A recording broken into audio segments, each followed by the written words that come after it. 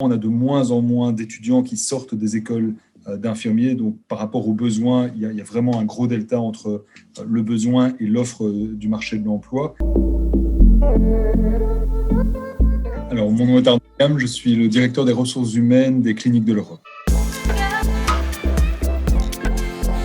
Les Cliniques de l'Europe, c'est 2 sites hospitaliers sur Bruxelles, Sainte-Élisabeth sur Uccle et Saint-Michel sur Etterbeek, mais également 2 polycliniques, le Bella Vita Medical Center à Waterloo et une polyclinique à Halle.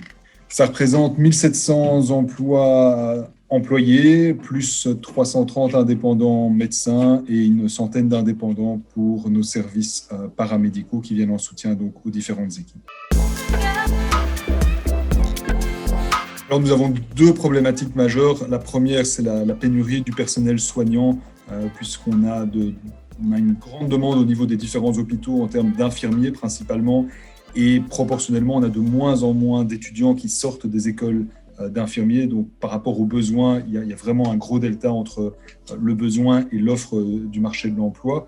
Et la deuxième problématique qu'on a, c'est que nous sommes des hôpitaux non marchands et donc on travaille avec des barèmes qui sont parfois durs à mettre en concurrence avec les rémunérations que certaines fonctions peuvent avoir dans le secteur privé traditionnel.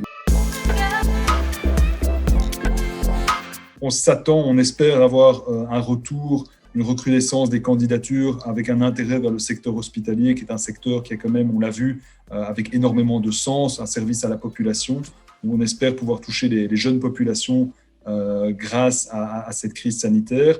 Mais évidemment, il faut que l'activité se relance et il faut que le marché de l'emploi se relance également, ce qui pour l'instant est encore mitigé.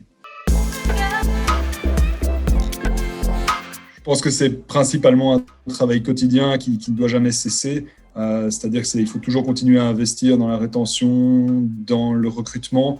Il faut surtout toujours se poser les bonnes questions. Est-ce que dans ce dans quoi on a investi, dans ce dans quoi on investissait l'année passée, reste toujours pertinent, que ce soit les canaux de recrutement, que ce soit les méthodes de recrutement, parce qu'évidemment, une bonne politique de rétention, c'est une politique qu'on revoit chaque année, qu'on revoit par rapport aux besoins et par rapport aux demandes du personnel.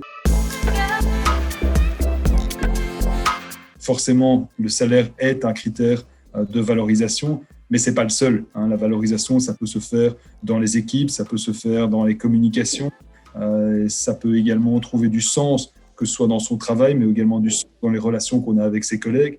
Tout ça fait partie de cette grande équation de qu'est-ce qui fait qu'un travailleur se sent bien sur son lieu de travail. Et ne pas oublier de communiquer dessus, parce qu'on donne souvent des avantages à ses travailleurs, à ses collaborateurs. Si on ne communique pas suffisamment dessus, on a le risque évidemment que nos travailleurs ne se rendent pas compte des avantages qu'ils ont chez nous, qu'ils ne vont pas retrouver ailleurs et ils ne vont voir que les avantages qu'ils vont pouvoir avoir dans une autre entreprise, mais en oubliant des avantages qu'ils ont dans l'entreprise actuelle.